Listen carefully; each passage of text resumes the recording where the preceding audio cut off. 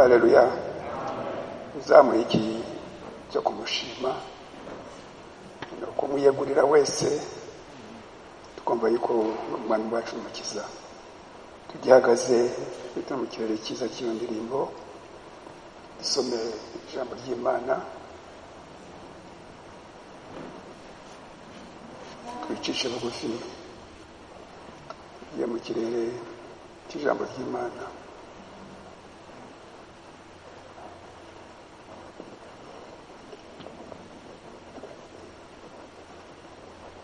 Turasoma aho mwene data William Mario Branham yasomye ahantu hatatu byahishuwe 17, 18. Mwene data yakosora 17, 18.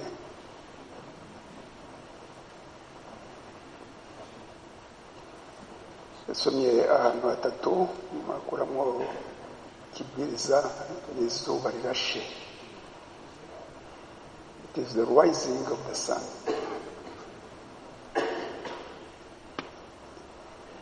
Ibyahishuwe igice cya mbere umurongo wa 17 n'umurongo wa 18.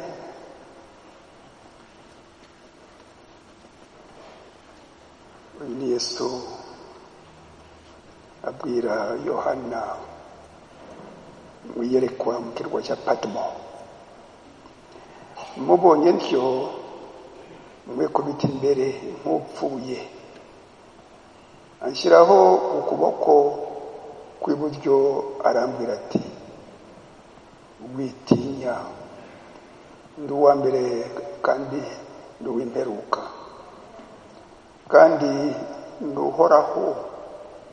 Icyakora nari narapfuye, ariko none dore mporaho iteka ryose, kandi mfite imfunguzo z'urupfu n'isi kuzimu. Dusome mu Abaroma igice cya 8 umurongo wa 11.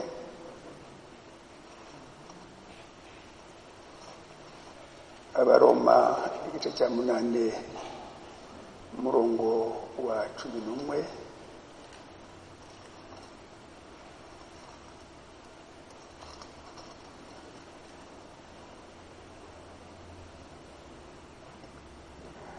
Ariko niba umwuka yazuye Yesu aba muri mwe, yazuye Kristo Yesu, izazura n'imibiri yanyu ipfa kubw'umwuka wayo uba muri mwe. Dusome muri Marko 16.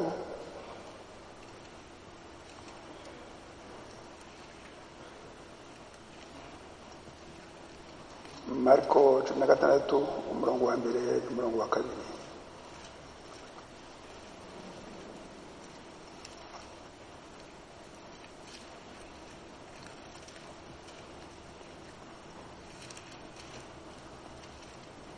Marko 16 umurongo wa 1 n'umurongo wa 2. Kuzuka kwa Yesu wa mutwe w'amagambo. Isabato ishize, Maria Magdalena na Maria ina wa Yakobo na Salome bagura ibihumura neza ngo bajye kubimusiga.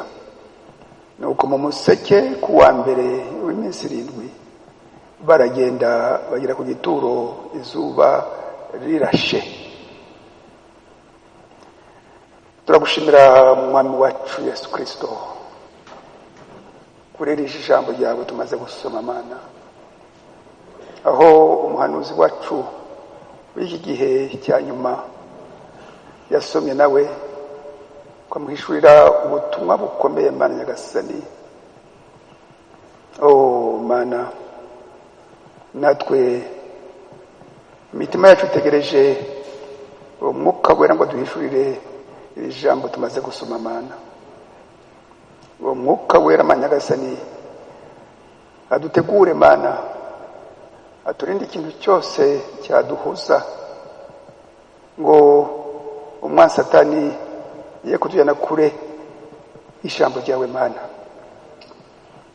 Gira amashimwe yacu kuba dushoboje Mana Nyagasani ngo tugere aha ngaha twese, kuba turinze iki cyumweru cyose Mana, none tukaba tugiye kwakira ifunguro ry'ubugingo bwacu Mana. Mana uhoraho, Mana nziza, umwuka wera amanukira aha ngaha muri ingando, atwuzuze umunezero w'agakiza Mana, atwuzuze ibyishimo byo kuba umugeni wawe uri kwitegura ko gusanganira Mana ngo abane nawe iteka Mana. Mana uhoraho, Mana nziza, Mwami wacu Yesu Kristo, akira amashimwe yacu Mana, icyubahiro ni cyawe Mana, mu izina rya Yesu Kristo, amen. Amen. Bani bahumugisha mwese.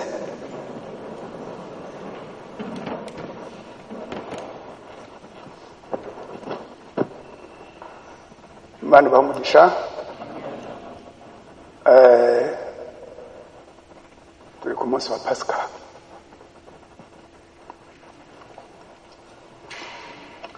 Uyu munsi wa Pasika ni umunsi udasanzwe ku bantu bizera Yesu Kristo. Hari abandi bantu bandanga kuri isi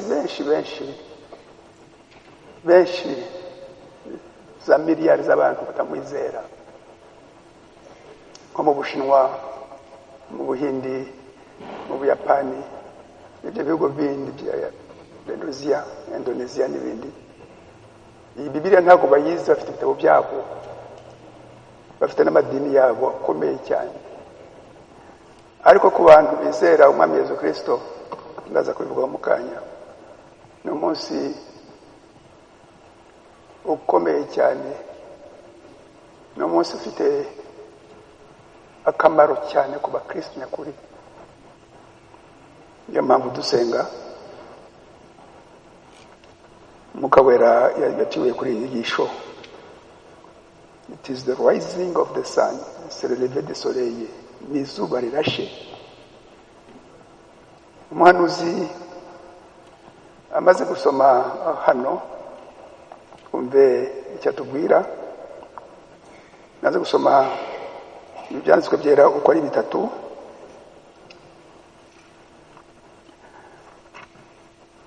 Yabisomye muri iki gika cya 20. Aravuga ati, mon thème ce matin, je vais prendre comme thème c'est le lever du soleil. Ati umutwe w'inyigisho yanjye muri iki gitondo ni izuba rirashe.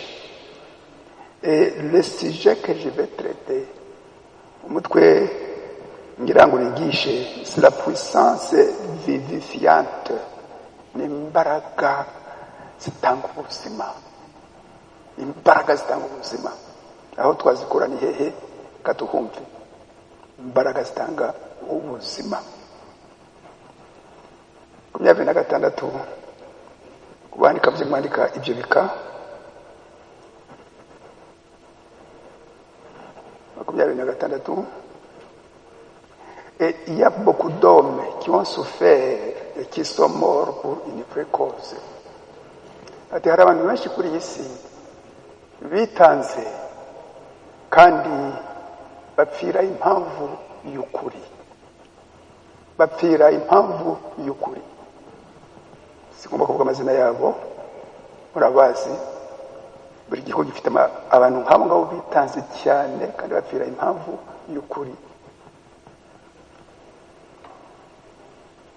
Ils sont morts pour une vraie cause, bapfira impamvu y'ukuri. Mais il n'y a jamais eu un seul qui a pu se ramener lui-même à la vie jusqu'à ce jour. Muri abo bantu bose kuva kuri Adamu na Eva bagiye bapfa, nta muntu wazutse ngo agaruke abe muzima, abantu bamubone, ababanye nawe bamubone. Nta muntu n'umwe wazutse. 27.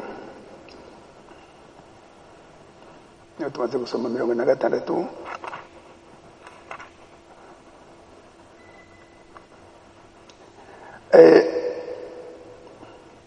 Il était ressuscité des morts matin ati mbega bwose igitondo cy'abashiki bacu bagiyeyo ntabwo ari bene data ni bashiki bacu bagiye ngo musige amavuta ahumura parfum amarashi akazuba ka mu gitondo kare karashe bibaza umuntu uza kubafasha ngo bakoreho ikibuye kinini basanga icyo kibuye cyavuyeho basanga Yesu yazutse yagiye. Il était ressuscité des morts ce matin. Il n'y avait jamais eu un comme celui-là de toute l'histoire du monde. Ku isi hose nta wundi muntu wundi wigeze kuzuka. Haleluya. Gatugire icyo tubivugaho. Muri Zaburi muje mwandika iyo mirongo. Muri Zaburi 42 umurongo wa kabiri umurongo wa gatatu Dawudi aravuga ati nkuko imparakazi yahagizwa no gushaka imigezi mwenywa amazi kahagira niko nanjye Mana nahagizwa no kugushaka. Mfite inyota yawe Mana, mfite inyota yawe Mana. Haleluya. Abigiranya niyo mparakazi yahagira ishaka amazi. Haleluya. Buri muntu wese ku isi afite iyo nyota yo gushaka Imana. Ni kamere ka muntu. Impamvu niki hari ibintu birenze ubwenge bwacu. Ngubu ni saa yine hafi saa tanu mu kanya gato ni saa sita. Ubigenga nindi ugenga igihe nindi uyu mwuka abantu bahumeka ubigenga nindi. Coronavirus isa n'indwara ya COVID-19 naho amaso yacu ntabwo bayibona microscope bashakisha mu kanya gato ku isi. Biriya byatsi abantu batema imyaka n'ibiki ubigenga nindi.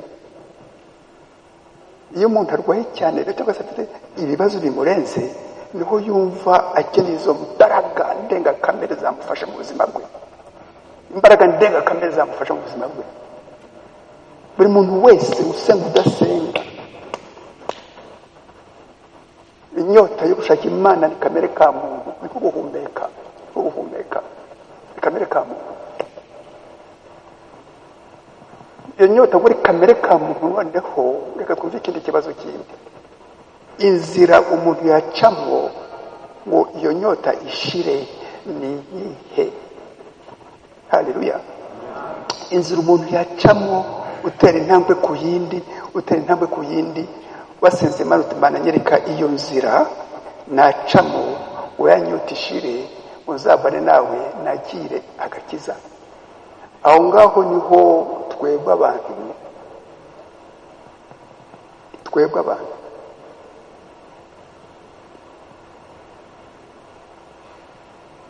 dutakaza ubugingo bwacu ntabwo twicisha bugufi ngo dusaba Imana tuti Imana nyereka iyo nzira. Maze kuvuga mu kanya gato yuko hariho abantu miliyari z'abantu bari hanze iyi nzira ngiyo nta dini mvuga basenga ibindi bashatse. Umuntu magahaguruka ufite ubwenge bw'Imana bwinshi agatekereza akandika ibitabo imibanire y'abantu n'ibindi bita bakabishyiraho ngaho bakamuramya. Yarapfuye ntabo yagarutse. Noneho abakoresha Kristo na Bibiliya abo ngabo bateye agahinda kurusha ndetse abo ngabo bandi bambere nuko abo ngabo bambere n'abapagani bahekera ibi byacu bya biheko bya binego byo kuraguza kuzireze bagatera inzuzi bakabaga imishwi y'inkoko utwatera yagafashe neza agafata katera kabiri gatatu ngo zireze ujya mu rugero rwawe ujya gusabura mukobwa ngo turamwejeje. Haleluya. Abo bantu bose bavuye ku nzira y'ukuri Yesu akiranga ku isi yavuze muri Yohana 14:6.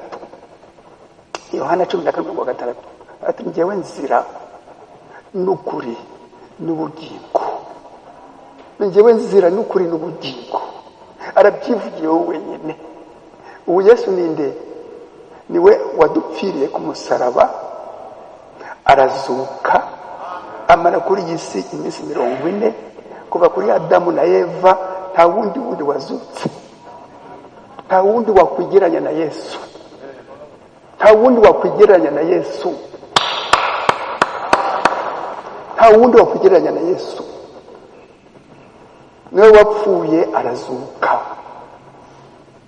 Izo nzira rero zindi zose niziyobya abantu, n'inzira zo mu Satani zose. Udaciye mu nzira ya Yesu Kristo, wicishe bugufi, uyumvire. Yaravuze maze kuvuga ngo muri Yohana 14:6 ati njyewe nzira n'ukuri n'ubugingo. Muri Yohana 10:7 aravuga ati njyewe rembo ry'agakiza, njyewe rembo ry'intama. Ni inzira akaba ni irembo. Irembo, umuryango, gate. Niwe nzira ni irembo. Ahantu handi waca udaciye kuri Yesu Kristo, udaciye muri iyo nzira mugere ku irembo agufungurire. Haleluya. Ninde wundi wapfuye? Abo bose bashize amadini n'abagishinga amadini n'uyu munsi. Ninde wapfuye ngo azuke, ngo agaruke, ahumurize abizera bavuga ati ibyo nabigishije koko dore ndagarutse noneho. Ibyo nabigishije kuri ku Mana mwarabyumvise, muri mukuri dore ndagarutse. Ntimumbonye se? Ntimumbonye? Nta n'umwe. Ni Yesu Kristo gusa wenyine. Niyo mpamvu umuhanuzi avuga ati ni umunsi ukomeye cyane, umunsi kuba Kristo natwe ufite agaciro. Ariko se agaciro kahe? Agaciro kahe? Tugiye kwiga ibintu bibiri uko abafite Bibiliya yeringiyi cyangwa ntagatifu, uko bumva Pasika. Pasika n'umuhango no kwibuka yuko Yesu yapfuye, bakora iminsi mikuru, bakanywa, bagakora ibyaha, bagahana indabo, bagasinda. N'umuhango wo kwinezeza. Haleluya. Umuhango wo kwinezeza. Ariko itorero rya Yesu Kristo, umugeni wa Yesu Kristo, iyo twibuka Pasika twibuka ibintu bitatu by'ingenzi. Ikintu cya mbere ni ukuramo imbaraga. Izo mbaraga zazuye Yesu, uwo mubiri wa Yesu, gaze kubigisha neza ahangaha ngo zituzemo natwe tuzuke tuve muri iyi si y'ibyaha ya Edeni ya Satani, tuyivemo dusange umwami Yesu Kristo. Izo mbaraga ngo tuzisengere zituzemo, dutsinde igisi, dutsinde umwanzi Satani. Umwanzi Satani awukubita amaso atinye, kubera uri muri wowe ni umuremyi we. Izo mbaraga umuntu zitekerejeho rero, iyo ufite umwuka wera aba ari sawa, aba ari byiza. Iyo udafite umwuka wera urasanga uti Mana mbu umwuka wera parane izo mbaraga muri njye. Iyo Pasika nzuke muri iyi si, mve mu byaha, izo mbaraga zikaduhesha umwuka wera. Ukuntu mu byakozwe n'intumwa mu gice cya 5. Byakozwe n'intumwa mu gice cya 5, Yesu bari ko azamuka ati icyakora muzahabwa imbaraga, umwuka wera n'abazira. Muzaba abagabo kumpamya Yerusalemu, Yudaya, Samariya, kugera ku mpera y'isi. Izo mbaraga n'umwuka wera. Uwo mwuka wera tujemo rero tuba duvutse bundi bushya, tuba tubaye urugingo umwami Yesu Kristo, tuba tubaye uwiteka hamwe nawe. Haleluya. Icyo gihe rero urumva ikintu cya mbere n'izo mbaraga zitanga ubuzima tubona muri Pasika twebwe.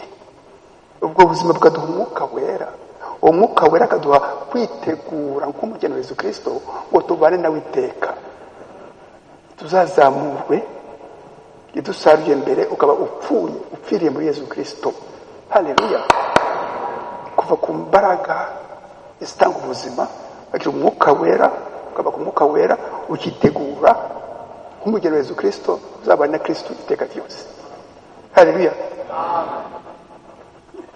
Nibyo tugiye kubona ibyo n'incamake y'inyigisho. Ubona izuba rirashe, abandi bari mu mwijima, abandi bari mu mwijima wa dindiri, ariko twebwe tubonye iryo zuba rirashe. Uko kurasa kw'iryo zuba rero, aha mu Gifaransa bakoresha ijambo nous sommes les bénéficiaires, tw'abanyamugisha bakwakira iryo zuba, igihe abandi bari mu mwijima wa dindiri bari guhamiriza, bari kunywa inzoga, ngo ni Pasika, ngo ni Pasika. Umwa Satani akavuga ati nyinsinzi yanjye, akabashyiraho ikimenyetso cya antikristo, ikimenyetso cya antikristo, urwanya Kristo kwita ikimenyetso, ariko uri mu itorero rya Yesu Kristo akagira ikimenyetso cya Kristo. Ikimenyetso cya Kristo ni iki? Ni umwuka wera, ni kashe. Umwa Satani arakubitaho amakashe ku bantu, akubitaho amakashe. Yesu Kristo natera amakashe. Hari imbaraga ipfiraga kuri iyi si, imbaraga z'umwa Satani n'imbaraga z'umwami wacu Yesu Kristo. Iyo nyota gushaka Imana, uko Dawudi yabivuze muri Zaburi 42 umurongo wa 2-3, imbaraga zose n'inyamaswa zindi zose zikenera amazi. Natwe niko dukenera iki? Inyota yo gushaka Imana. Itandukaniro ryacu ni muri ya nzira ucamo.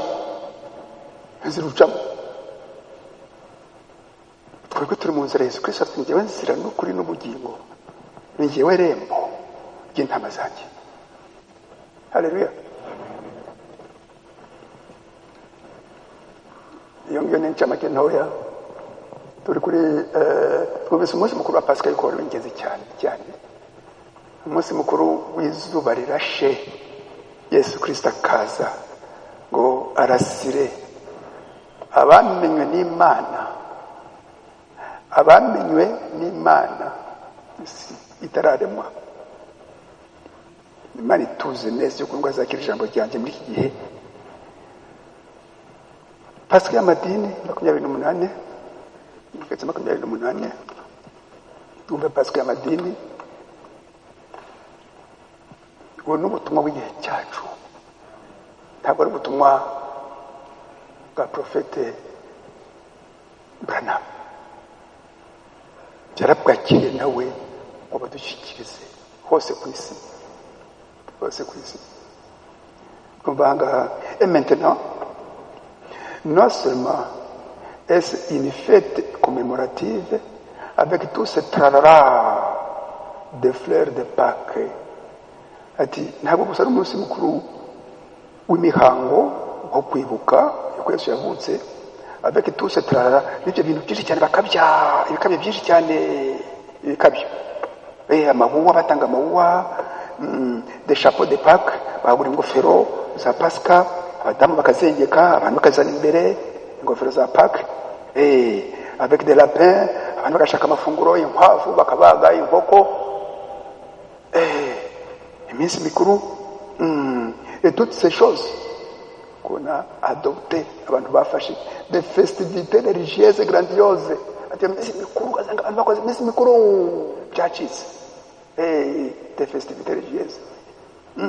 Mais en réalité, ce n'est pas ça qu'il s'agit. Ariko Pasika ntabwo ari yangiyo. Pasika ntabwo ari iyo minsi mikuru. Minsi mikuru abantu bayikora igihe hari za mariage, igihe hari ibindi. Ati Pasika ntabwo ari iyo ngiyo. Ati Pasika ntabwo ari iyo ngiyo. 29. Toutes ces choses ne sont que de simples traditions. Ati ibyo bintu byose ni imihango y'abantu, ni imihango yoroshye gusa, simple tradition. Ni imihango. À quoi vous avancerez n'importe laquelle de ces choses? que vous fassiez carême ou que vous ne fassiez pas carême, s'il n'y a pas de vie en vous. Ati ibyo bintu byose ukora, niyo wagira igisibo, carême igisibo, ibyo ukunda ukabireka, agahiye kawe ukakareka, inyama ukazireka, amasamaki ukayareka, ibindi bintu byose ukabireka. Muri iyo minsi mbere ya Pasika yagera mu misa, ukabyirohamwo ibyo bintu byose waretse, ukabyirohamwo ukibira. Warabitse amafaranga muri iyo minsi, uvuga uti iyi minsi kwitinze gushira, iyi minsi kwitinze uti gushira, ngo nsubire muri bya bindi byose cyagisibo ukibagirwe. Nanzo ati ibyo byose byo, ati ibyo byose nta kamaro. Quand il n'y a pas de vie en vous, when there is no life in you, il nta buzima ufite. Ubuzima ni iki? Kugira umwuka wera, n'ubuzima bw'ubugingo bwacu, n'ubuzima bw'ubugingo bwacu, nibwo buzima. Pâques, c'est une commémoration. Ati Pasika ntabwo ari ibyo bintu umuntu yibuka n'imihango n'ibindi bindi. Il n'y a rien. Ati nta kintu gihari. Ils se sont acquittés de leur tradition. Ati imihango yabo yose barayubahiriza, c'est certain, no kuri, mais ils ont laissé de côté l'essentiel. Ils ont laissé de côté l'essentiel. Ikintu cy'ingenzi cya Pasika bagishyize iruhande. Ikintu cy'ingenzi cya Pasika bagishyize iruhande. Ils ont laissé de côté l'essentiel de Pâques. Bagishyize iruhande. Kwibuka uwo muzuko, uwo mwuka wazuye umubiri wa Yesu Kristo, ukamusubiramo ako kanya azutse. Uwo mwuka hari ibintu abantu batazi. Mwumve neza ngaha, reka nsimbuke ngere kuri igika cya 241. Mwandike igika 241. Mwumva ngaha no kuvugisha amagambo yanjye gisome 241 kugishakisha manyizo. Mwumve neza, haleluya, mwumve neza. L'Esprit a quitté Jésus dans le jardin de Gethsemane. L'Esprit de Dieu a quitté Jésus dans le jardin de Gethsemane. Twasoma muri Matayo 26, mwandike Matayo 26 kuva ku murongo wa 36 kuza ku murongo wa 46. Aho Yesu amaze gutanga ifunguro ryera yogenge, igihe ari ijoro, abwira intumwa ze ati muze tugende bagiye kujya ahantu habo ngo biherere ngo basenge cyane. Yesu aravuga ati mube maso, igihe kirageze. Arabasiga ati musigara ngaha, aje imbere arasenga abwira Imana ati niba wankuraho iki gikombe atari ko bibushake bwawe bye ko bushake bwanjye. Ni mirongo miremire, mwandike Matayo 26 kuva ku murongo 26 kugeza ku murongo 46. Muhasome. Donc l'Esprit de Dieu l'a quitté dans le jardin de Gethsemane. Il fallait qu'il meure comme un homme. Dieu avait oué cette chair. Byari ngoma ngo Yesu apfe, umubiri wa Yesu upfe ubigitambo umere umwana w'intama. Zamushushanyaga hose, none igitambo cy'ukuri. Dieu avait oué cette chair. Imana yarasize mbese umubiri we imuvamo. Elle était une chair humaine agira ubwoba muri Getsemani, arasenga ibyabiraza by'amaraso, areba ifilime igiye kuba imbere ye, areba ifilime igiye kuba imbere ye. Haleluya. Il ne serait pas mort de cette mort, c'était Dieu. Yaba Imana urwo rupfu yapfuye, nta kuntu Imana ipfa. On ne peut pas tuer Dieu, nta kuntu bica Imana. Mwambaza mutimana tabarinda muti Yesu yabaye Yesu Kristo ryari? Yesu yabaye Yesu Kristo tubisoma muri Matayo 4, Matayo 4 3:16. Matayo 3:16, abatijwe ngo yuzuze amasezerano yose yamuvuzweho, asose mu mazi. Yohana Batista abona umwuka w'Imana umeze nk'inuma mujyamo, umwuka w'Imana ava aho ngaho ajya gusenga. umwanzi Satani aramushuka. ngo tugeze muri Matayo 4, asubiza umwanzi Satani ati ntugashuke Uwiteka Imana yawe, ntugashuke Uwiteka Imana yawe. Kuva icyo gihe umwuka mugiyemo, la plénitude divine incarnée en lui, the fullness of God entered into him. Umwuzuro wose ni w'Imana umujyamo. Uko tubisoma Kolosayo 1:19. Umwuzuro wose umujyamo. Icyo gihe aravuga ati uwambonye yabonye data. Bazati kwatwereka data, tuwambonye yabonye data. Abwira aba Filipo n'abatoma. Uwo mwuka aza kumuvamo igihe cya Getsemani, agiye gufatwa ako kanya. Agiye gufatwa ako kanya. Ariko umusaraba mbere yuko atanga aravuga ati Eli Eli lama sabakitani, Eli Eli lama sabakitani. Ati Mana Mana, impamvu ki wandetse? Impamvu ki wandetse ukamvamo?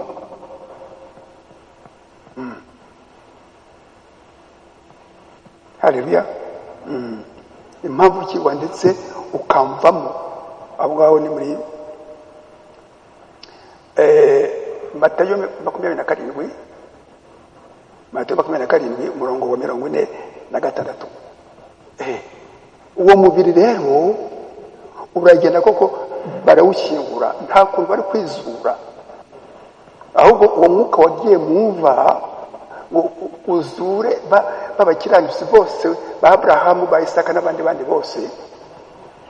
Hanyuma iyo Mana izura umubiri wa Yesu Kristo.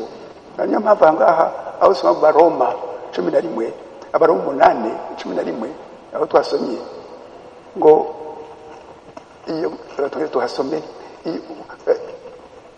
iyo Mana, uwo mwuka wazuye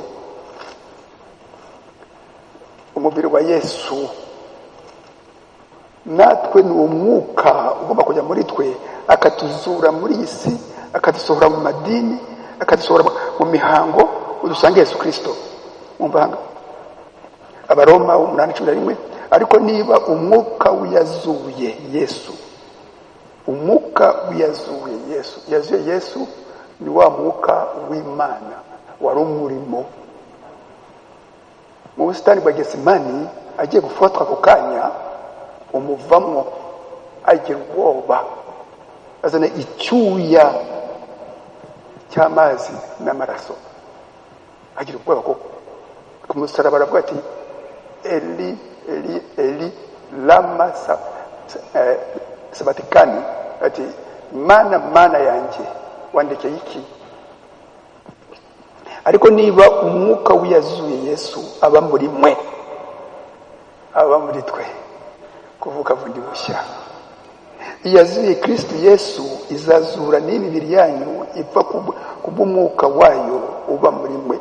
N'imibiri yacu izatuzura kubw'ubugingo bwacu, n'uyu mubiri wacu nawo uzuke ube mu byaha, yuko izo mbaraga zigiye mu bugingo bwacu bitegeka neza umubiri wacu. Nuko nategeka akaburushi nakora ngaha gashyira ngaha, nta kuntu kakwanga kandi nkakashyira ngaho imbere yanjye kandi nkakashyira mu gasakoshi kanjye ahangaha izo mbaraga ziri imbere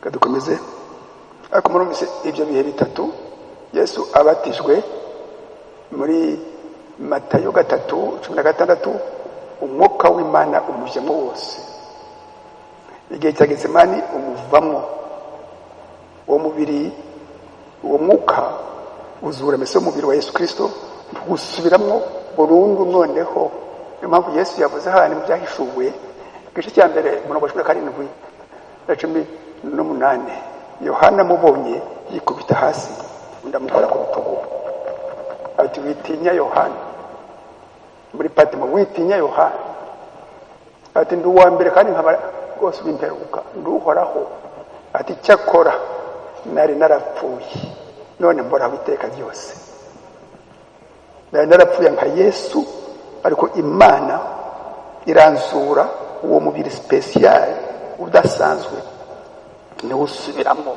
iteka ryose noneho iteka ryose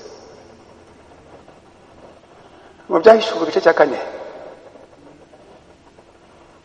umutwe w'icyahishuwe ibyahishuwe igice cya 4 avuga ngo Yohana yerekwa intebe y'ubwami mu ijuru igihe agezeyo amwereka ntabwo ari inzozi areba yabonye Yesu neza aramumenya afite umubiri w'ubwiza yicaye ku ntebe imbabazi ari umwe nta data twese wari uhari nta mwuka wera wari uhari nta mana eshatu zari zihari Imana ni imwe aramumenya ibizima bine bimwe kubita imbere abakuru 24 n'abamarayika bose bamuramya ari umwe haleluya ubu rero turi mu gihe wa mwuka wari muri we kuva ku munsi wa Pentecote yawohereje hanga kuri isi avuga ati ntabwo nzabasira nk'imfubyi nzabana namwe kugeza ku mperuka abana natwe mu buryo bw'umwuka Pasika 29 twabivuze ibingibi 30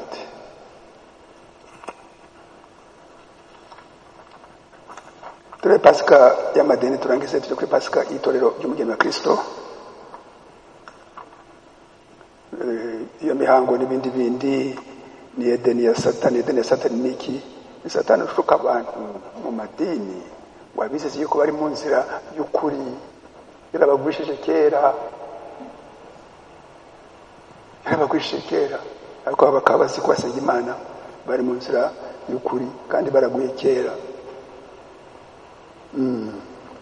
twumva ngaha igacanatu combien vous êtes religieux ou combien vous avez la doctrine juste Satan ça lui est bien égal ati yerwose umunyadini cyangwa ufite inyigisho z'ukuri kuri Satani icyo kimwe ntacyo bibwiye si vous n'avez pas cette vie iyo udafite ubwo ubugingo bufite umwuka wera uba uri mu bwami bwa Satani vous ne résisterez pas ntabwo uzazuka de toute façon peu importe combien vous êtes religieux uko waba wifata neza umunyadini wifata neza votre bonté ufite imyifatire myiza uwa neza ufite ingeso nziza le nombre d'églises dont vous avez fait partie amadini yose waciyemo ugenda ukajya ahangaha ukamara imyaka 3 ukahava ukajya ahantu ukamara imyaka 5 ukahava ukajya ahantu ukamara ingahe uri gushaka Imana peu importe le nombre d'églises dont vous avez fait partie ou dont vous ferez partie cyangwa se ukava ahangaha amadini muzajya ngo ngubu ugasohoka ubu ukajya ahangaha muri idini ukajya muri idini byose ntacyo bibwiye Imana ntacyo bibwiye ça n'a pas la moindre importance ntacyo bivuze si vous n'êtes pas né de nouveau ntacyo bivuze iyo utavutse bundi bushya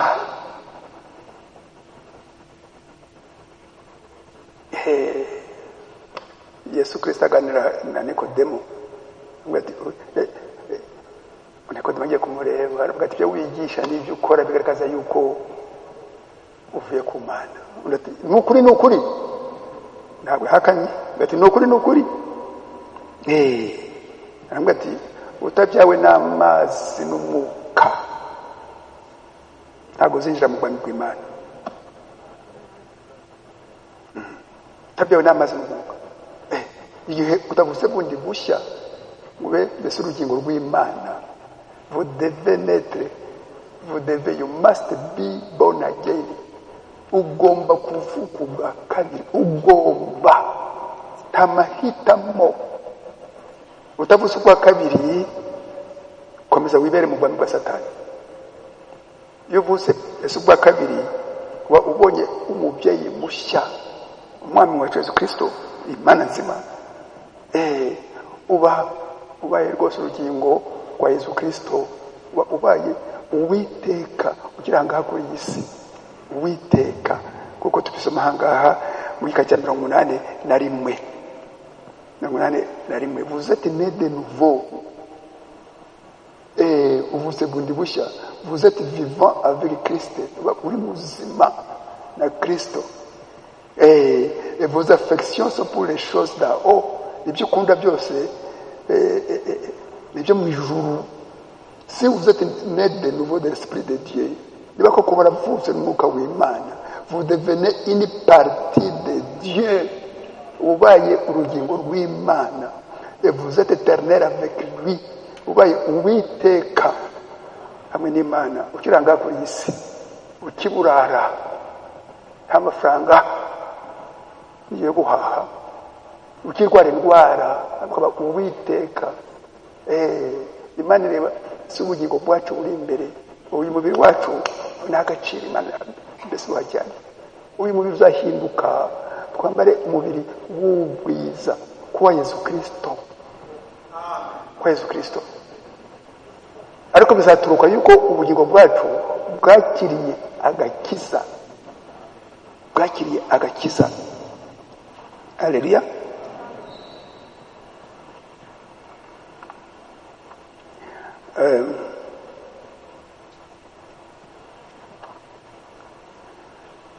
Si Dieu a suscité Jésus d'entre les morts, niba Imana yarazuye Yesu mu bantu bapfuye, et qu'il a ressuscité dans le but est-ce qu'il a ressuscité dans le but de faire des commémorations?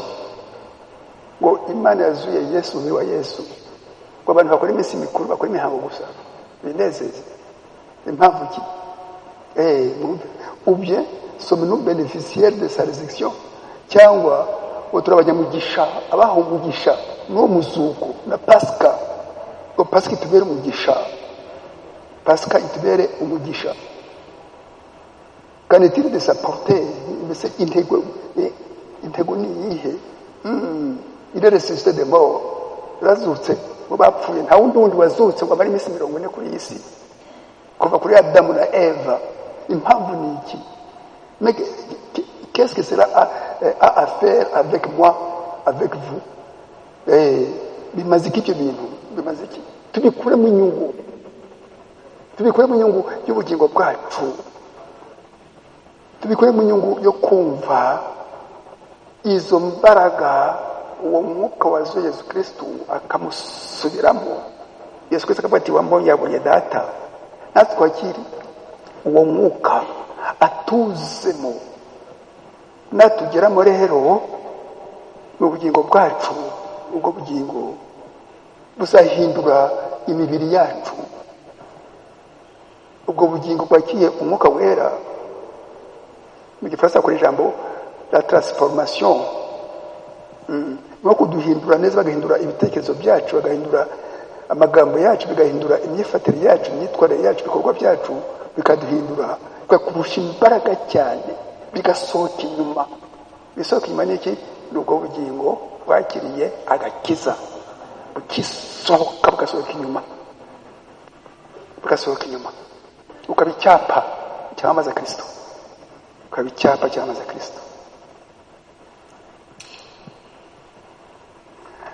turi kwika cya 60 na kane b n'agace ka kabiri. Ce n'est pas étonnant que nous ayons un monde de ténèbres et de théologie. Ati ntabwo bitangaje ku isi y'umwijima na teologiya ni inyigisho zo kwiga Imana. Theos ni Imana, logos inyigo y'Imana. Theos Imana, logos inyigo y'Imana. Abantu biga Imana, iyobokamana, biga iyobamana, ukuyiga ujya kurikirana y'Imana, cisha bugufi umwuka burakwigisha. Haleluya. Kuva kuri Mose kugera kuri Yohana, Mose tangiriro, Yohana ibyahishuwe, umwuka wera ukora. Ce n'est pas étonnant que ce monde ici soit un monde qui est dans les ténèbres et dans la théologie. La théologie est denia Satani. Ubushukanyi bukomeye ni kuma Satani ashuka abantu bari muri gahunda y'Imana kandi bari muri gahunda ya Satani n'amadini. Mais au temps de soir, alléluia, au temps de soir la lumière réapparaîtra. Zakaria 14, Zakaria 14 umurongo wa karindwi. Mwandika uhantu nta mwanya muze kwasoma. Ngo ariko igihe cyane nimugoroba umucyo uzagaragara. Mwana data arinda nimugoroba se biti ko turi kumanga ngo nimugoroba kibihe by'Imana, n'umugoroba w'ibihe by'Imana mu gihe cya karindwi. Noneho icyo gihe kigeze ku musozo, n'igihe cya nimugoroba, igihe cy'amataha, ngo umucyo uzagaragara. Kamanya ngo tuhasome Zakaria 14 umurongo wa karindwi. Yoweri igice cya kabiri, Yoweri 25 bageza kuri 26. Bya bindi inzige zariye zakagungu. Yoweri abwira abantu ati ibyo bintu ati uzabwira abana banyu n'ibiki byariye ni ijambo ry'Imana. Umubatizo mu izina rya Yesu Kristo barawujye bahukuraho, bashyiraho umubatizo mu mazina 3. Bafata ifunguro ryera baribikuraho, Imana 3 babikuraho, bagenda bajya bugubura n'ibiki n'ibiki. Atari igihe cyane mugoroba nzabagarurira kandi muzajya muhage kujya ijambo ry'Imana. Ukuntu abantu bajya amafunguro bakira ibigori, bakajya ibishyimbo bagahaga, bakijuta, bakunda inyama bakazirya, bakunda amasamaki n'indagara, usamaki dutomeza dushya, bakajya bagahaga n'ijambo ry'Imana. Muzajya muhage zabashumbusha ibyo inzige zariye. Yoweri igice cya kabiri umurongo 26 umurongo 27. Na Zakaria 14 umurongo wa karindwi. Ariko igihe cyane nimugoroba umucyo uzagaragara. Muvanga iyora mais au temps du soir la lumière reparaîtra. Il y aura une résurrection au temps du soir. La lumière paraîtra au temps du soir. Ariko bisubiramo wazaba umuzuko igihe cyane nimugoroba. Umucyo uzagaragara igihe cyane nimugoroba. Umucyo witangiriro mwandike itangiriro cya mbere umurongo wa 3. Ijambo ry'Imana ni umucyo. Imana wete haba umucyo. Yisi rifite kwishima wigenda hejuru. Itangiriro cya mbere umurongo wa 3. Imana wete haba umucyo. Umucyo urabako muri Yohana 8:12. Yohana 8:8 umurongo wa 12. Yesu aravuga ati njye mucyo w'isi, njye mucyo w'isi, uzankurikira ntabwo azayoba, azagendera mu mucyo igihe cyose. Yohana 8 igice Yohana 8 umurongo wa 12. 66. J'ai bien peur aujourd'hui. J'ai bien peur aujourd'hui car il y a un trop grand nombre d'entre nous ne dirigent pas les gens vers Christ. Nous les dirigeons vers des églises, des théories, alors que nous devrions les diriger vers Christ. maze bati mfite ubwoba uyu munsi ati abantu benshi muri twe ntituyobora abantu kuri Kristo, tubayobora mu madini, no mu idini ryacu ngo kashi iboneke, no mu idini ryacu. Ati ntabwo abantu bayobora abantu kuri Kristo.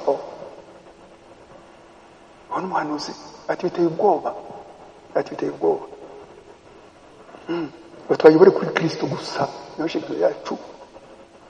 Efeso 4:11, Efeso 4:11, abimana ivuga bazangaho imbere basenze batinya Imana, bavuze bati mbe igikoresho cyawe, mbe umugende wawe Mana, uze utwigishe nanjye ndimo Mana. Ababwiriza butumwa ntabwo ari abavuga butumwa ntabwo nabuvuga, n'amabwiriza n'amategeko uyakurikiza cyangwa ugende. Ntabwo henda mama, ntabwo henda ni ukubwiriza ubutumwa, ntabwo kuvuga ubutumwa.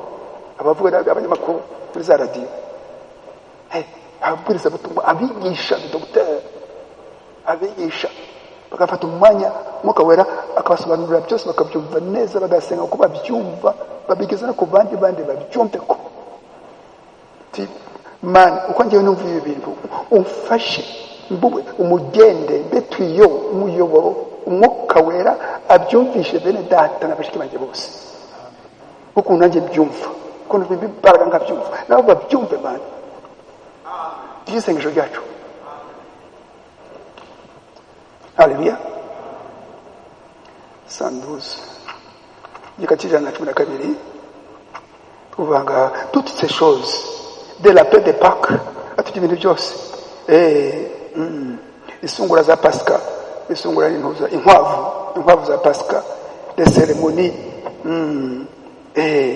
iyo mihango yose, les grandes églises, amadini afite inyubako nini cyane, les parures imposantes, ukuntu bambaye, ukuntu bazinguye, ingofero zabo nyinshi, intebe bashyira hari imbere, babura intebe zidasanzwe, les parures, ibyo byose, elles cesseront et disparaîtront.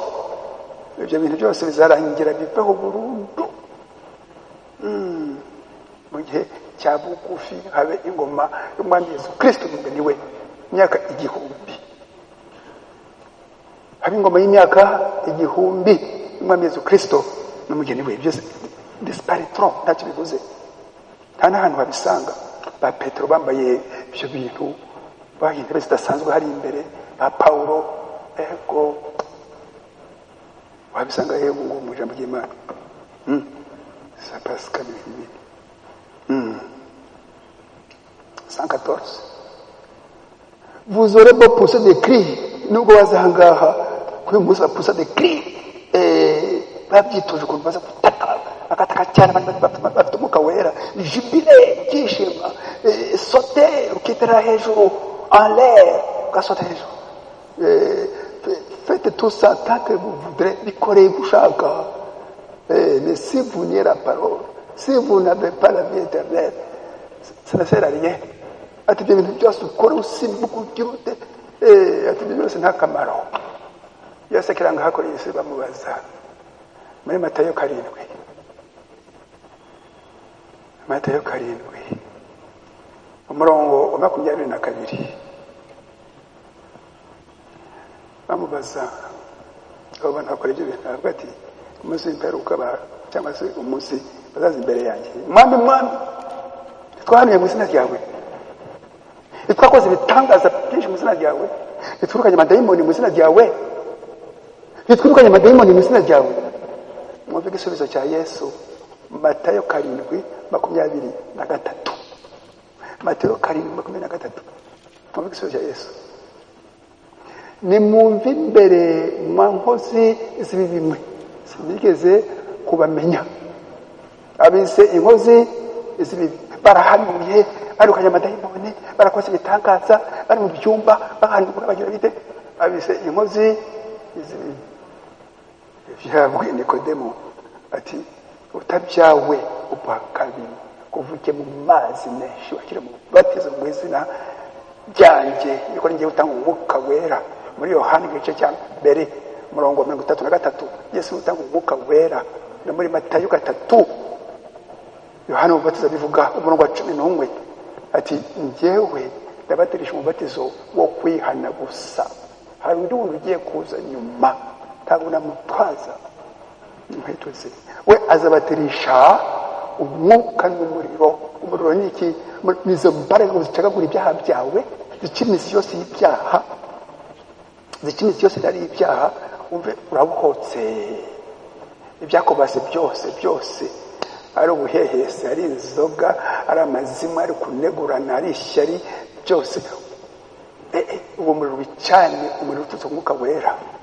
Ni Yesu Kristo ugiye kuza nyuma yanjye, niwe uzabutirisha n'umwuka n'umuriro. Matayo 3:11.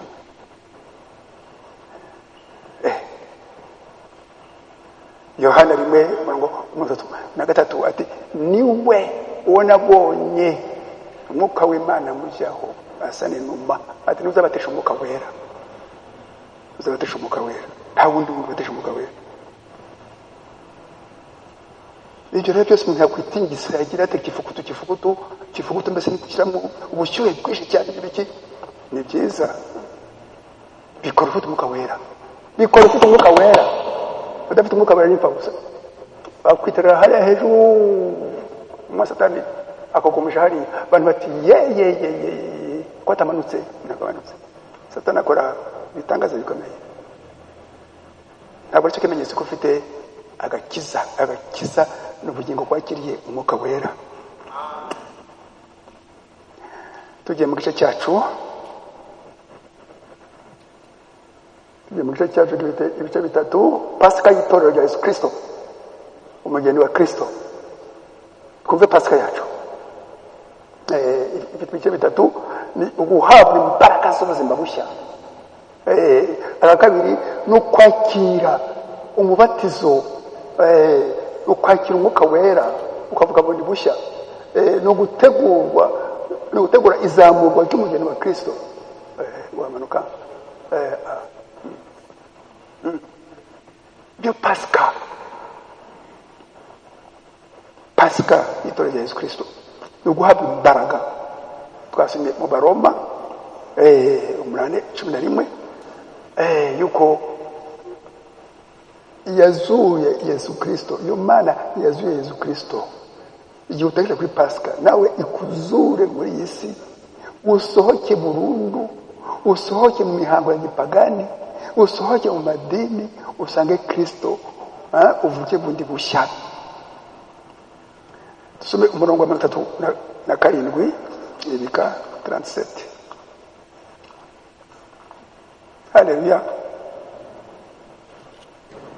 Yikatembezo na 7 alikuvuga kuzuba.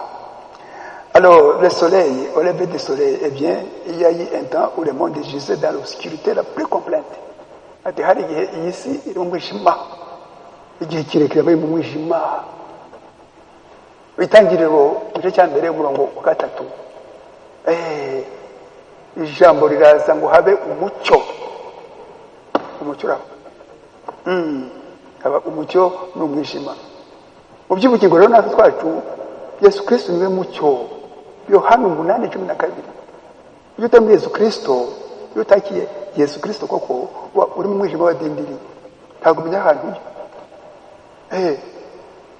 No gutatona niki, no kugenda utaza ahantu ujya, ugenda ugenda kimpu uri impumyi, nta mucyo ufite. Le monde j'essaie dans l'obscurité la plus complète. Moi ici il mu mwijima wuzuye. Il était vide, nani kintu cyari gihari. Yuko izuba rigira akamaro, ari ibintu biri nabigira akamaro, imvura n'izuba. Il était complètement couvert d'eau ici, wuzuye amazi. Et l'esprit de Dieu se mouvait au-dessus de cette eau. Umwuka w'Imana ugenda hejuru. Ijambo riraza, que la lumière soit. Umucyo ubeho. Ibi twabisoma mu itangiriro cya mbere umurongo wa 3. Et la toute première lumière qui a été donnée sur la terre, c'était la parole parlée. Ijambo ry'Imana ako kanya umucyo ubaho. Dukomeze 58.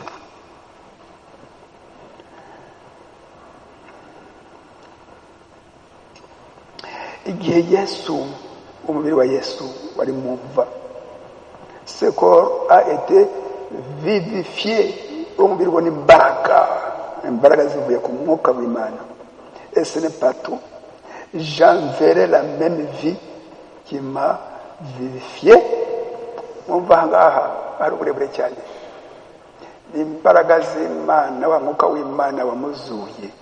Ariko noneho Yesu aravuga j'enverrai la même vie, wanzohereza ubwo buzima qui m'a vivifié, bwampaye mbese ubuzima, la puissance qui m'a fait sortir de la tombe, imbaraga zankuye mu mva, je l'enverrai sur vous. Ntabwo avuze ko ari Imana, avuze ati moi je l'enverrai sur vous. Izo mbaraga zimurimo, iyo Mana imurimo nzayiboherereza. Ari umwuka wera, izo mbaraga zaziboherereza. J'enverrai ça sur vous pour vous vivifier. Bose bahe imbaraga z'ubuzima, imbaraga zo gutsinda icyaha, zo gutsinda Satani, afin que là où je suis vous y soyez aussi. Alléluia. Ko aho nzaba ndi namwe mubaho ngaho.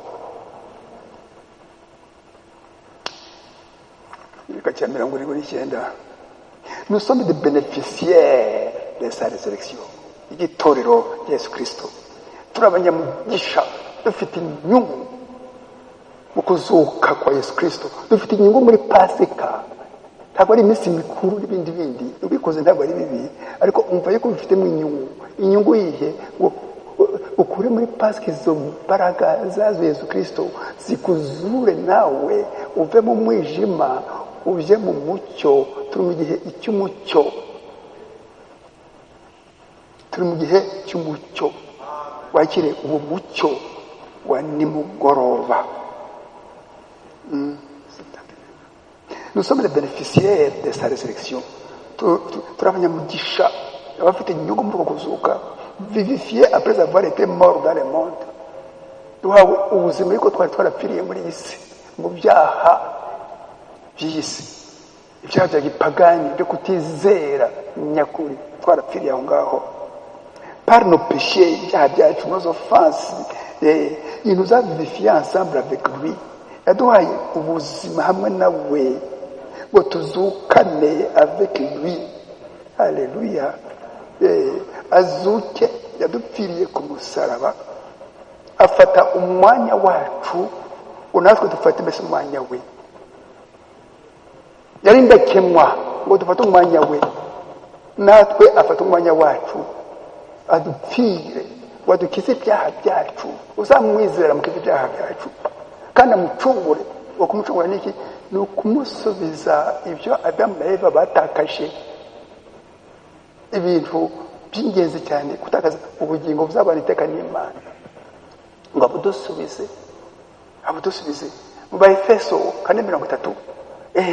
Umwuka wera ni ikimenyetso cyo gucungurwa. Efeso 4:30, umwuka wera ikimenyetso cyo gucungurwa.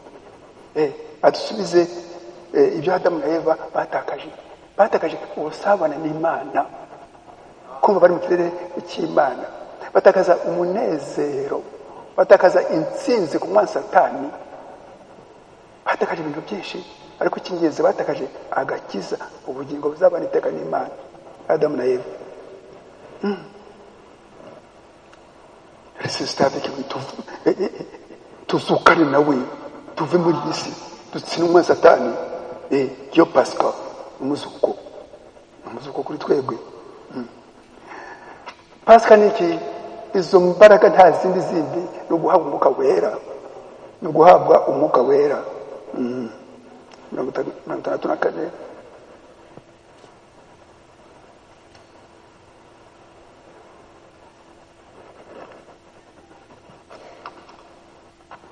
64. Et parce que moi je vis, on y est souvent, vous aussi vous vivez, et je vis en vous. Et les œuvres que je fais, Jean 14:12, les œuvres que je fais, vont m'identifier, montrer que je suis en vous. Ubwo mfite ubuzima, ubwo mfite umwuka w'Imana muri njye, uwo mwuka ni uwanyu na uzankurikira, njye uzamuha uwo mwuka wari mu Mana wamusuye agasubira muri Yesu azutse. Uwo mwuka agasubira muri Yesu azutse, kandi uwo mwuka ni we se wa Yesu. Muri Matayo igice cya mbere umurongo wa 14 mwumva uwo mwuka wera, abantu b'Imana eshatu. Matayo igice cya mbere kuvuka kwa Yesu, mwumve neza. Matayo igice cya mbere kuva ku murongo wa 8 ukagenda hose ku murongo wa 18.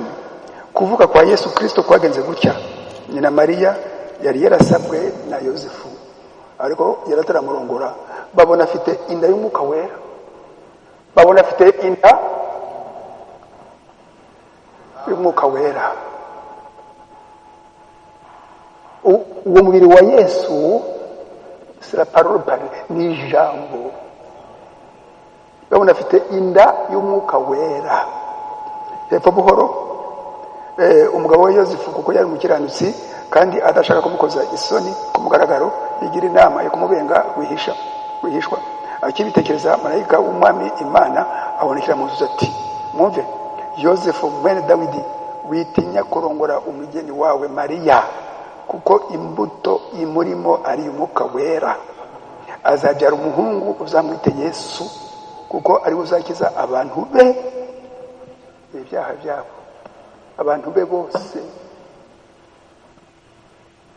Abantu bashaka Imana ahantu hatatu simize. Iyo mbuto yari muri Mariya ni imbuto y'umwuka wera. Igihe Yesu amaze kubatizwa muri gahunda y'Imana, Imana imujyamo muri Getsemani, ahinduka imuvamo ngo iki gitambo gitangwe. Imusanga mu mva wa mubiri, nuko irawuzura, irawuzura, nuko isubiramo.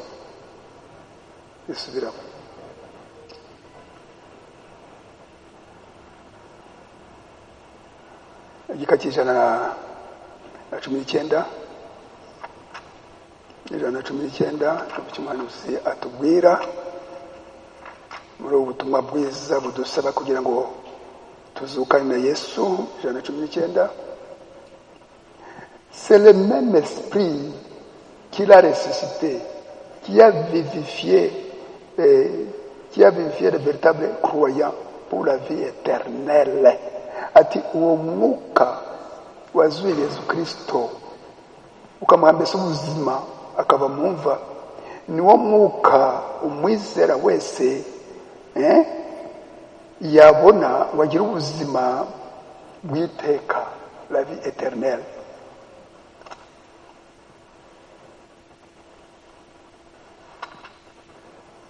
Haleluya.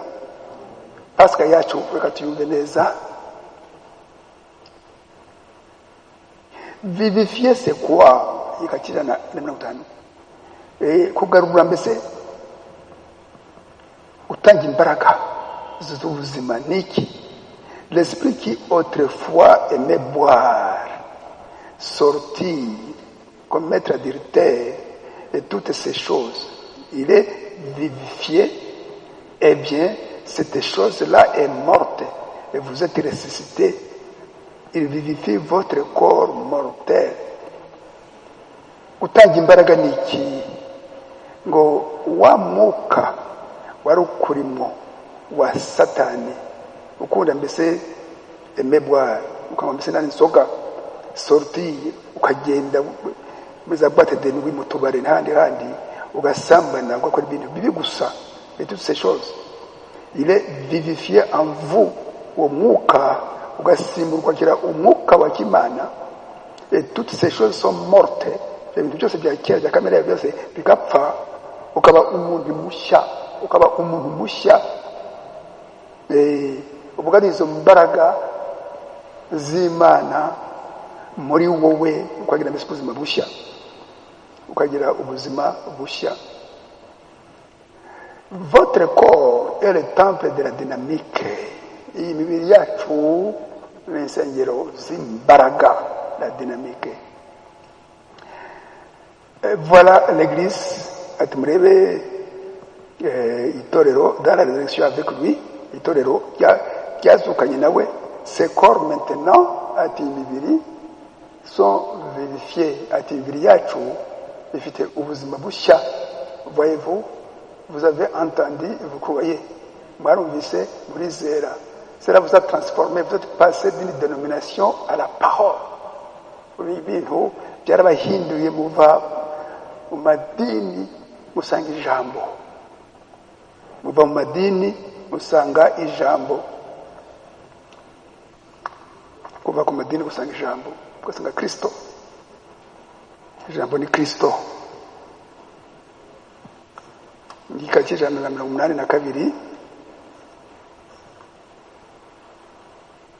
ijana na 82, le salut, agakiza twumva ahantu, le salut s'opère uniquement par le nom de Jésus-Christ.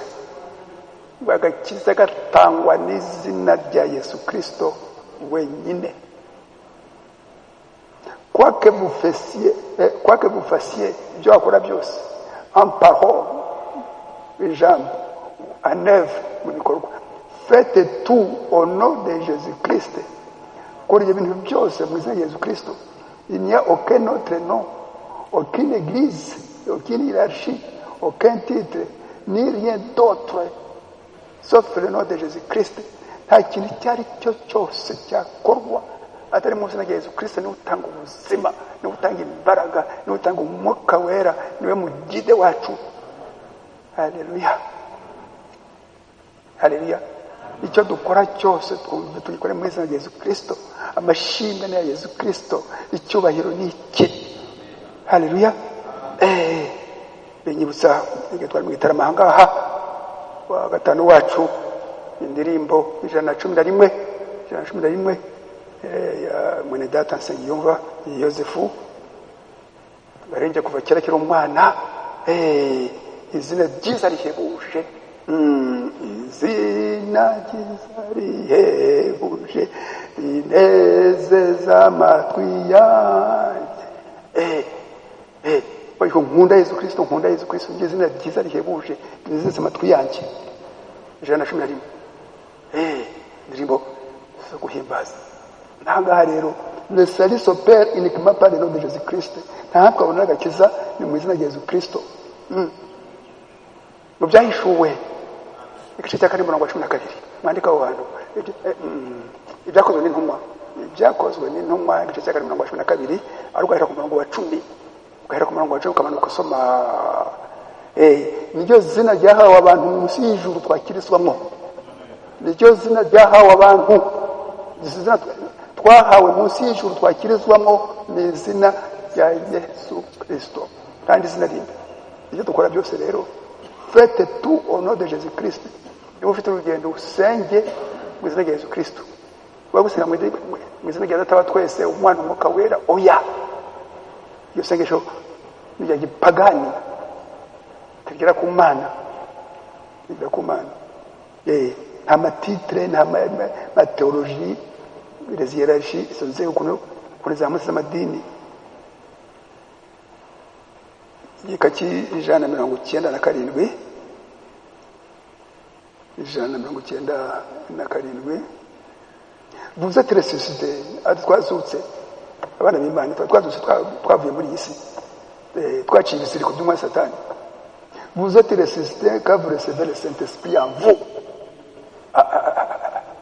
Uba uzutse iyo wakiye umwuka wera muri wowe. Yesu nawe mu kuzuka ko yakiye umwuka wera. Tumaze gusoma hangaha muri Matayo igice cya mbere kuva ku murongo wa 18, habiri bavuga yuko ise wa Yesu ni umwuka wera, ni umwuka wera. Matayo igice cya mbere umurongo wa 20, marayika w'Uwiteka asanga Yosefu amubwira ati witinya kurongora Mariya, afite imbuto koko, afite inda y'umwuka wera, azabyara umuhungu uzamwite Yesu, azabyara umuhungu uzamwite Yesu, yuko ni uzakiza abantu be ibyaha byabo. turi abantu ba Yesu kandi Yesu afite igihe yavukiye. Ubu ni ukuvuga ngo iki, uwo mwuka umurimo we ntagira igihe. Umwuka wari muri Yesu ni Uwiteka, ni Uhoraho, ni Yehova, ni Imana ifite umuryango.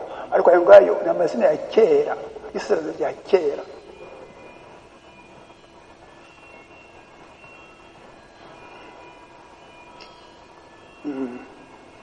Alléluia. Verset 25.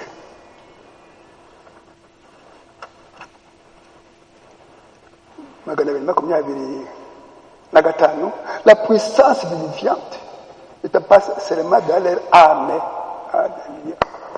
n'était pas dans leur âme, mais elle était partout sur eux.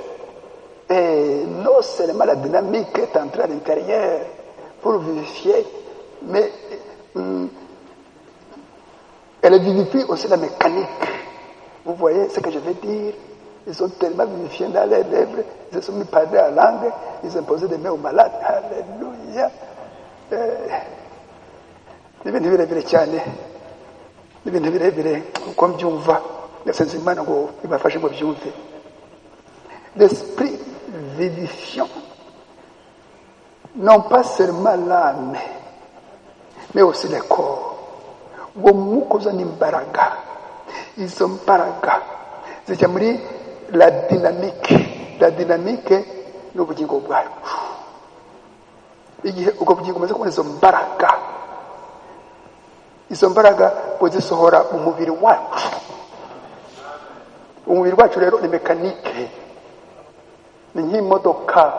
Imodoka ifite ibintu byinshi, ariko bagira moteri bakazi ikayiterura ikagenda. La dynamique, iyo karoseri yacyari mu ruke cyose gikaza gikurura. Impamvu niki, niyo moteri ikomeye cyane ibikurura byose. Bagakata na machinariere bakora machinariere bakayishanga kubera la dynamique. Natwe dynamique yacu rero n'ubugingo bwacu, nibwo bugingo bwakizo mbaraga z'Imana. Ubugingo bwakizo mbaraga z'Imana muri twebwe, turatigita n'imodoka tugatigita bakatujyana aho gushaka aho gushaka yeye mu by'Imana. La mécanique, urumva, ikubaha la dynamique. Uyu mubiri ni mécanique. La dynamique ni ubugingo bwacu bwakiye izo mbaraga z'Imana, bwakiye umwuka wera ukayobora umubiri wacu, ukabubaha.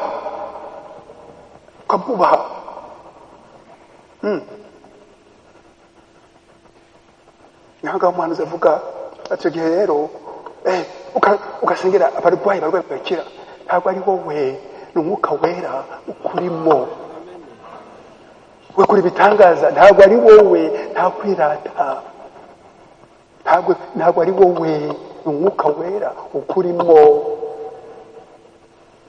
Iyo dynamique ikoresha la mécanique, uwo moteri y'imodoka ikoresha imodoka yose na karoseri n'iki byose bikagenda kuri moteri. Iyo moteri yacu rero niki? Iyo moteri yacu ni ubugingo bwakiriye umwuka wera. Haleluya. Tibyumvikana? Ubugingo bwakiriye umwuka wera ni dynamique ikurura umubiri wose kamunesha. Nukuri n'icyaha, kwa n'icyaha n'ikisa n'icyaha. Icyaha icyo ari cyo cyose n'amanyanga yaryo yose ukabihungira kure. Atari wowe ufite imbaraga z'Imana muri wowe, cishe bugufi, ufite imbaraga z'Imana muri wowe. Iki kivuga la puissance viviante n'était pas seulement dans leur âme, mais elle était partout sur eux. Iri hose kuri bo, yavuye mu bugingo bwabo, ikwira umubiri wose. Non seulement la dynamique est entrée à l'intérieur, pour vivifier l'intérieur, mais elle a vivifié aussi la mécanique, l'extérieur.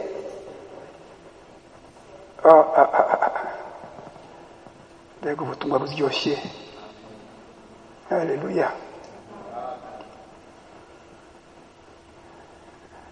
No gutegura izamurwa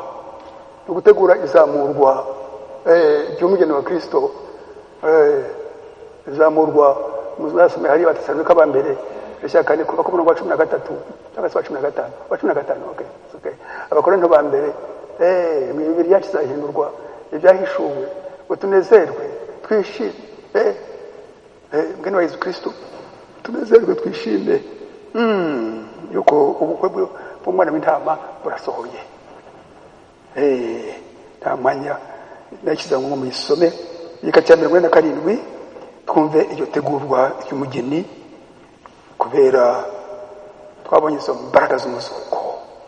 Izo mbaraga z'umuzuko zitanga umwuka wera, ufite umwuka wera n'umugeni wa Kristo. So ntangwe ukoresha intambwe 3 amasikariye uzamuka ntambwe 3. Ntambwe ya mbere ni ukumva akamaro ka Pasika kwari kwakira izo mbaraga z'umuzuko.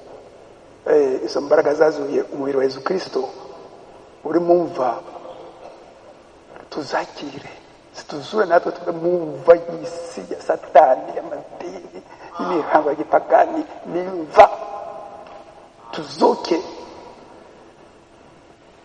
tumara kuzuka twakira umwuka wera tubayebwe na Kristo twese ku rwego rwo hejuru witegurwa ngo tubane nawe iteka.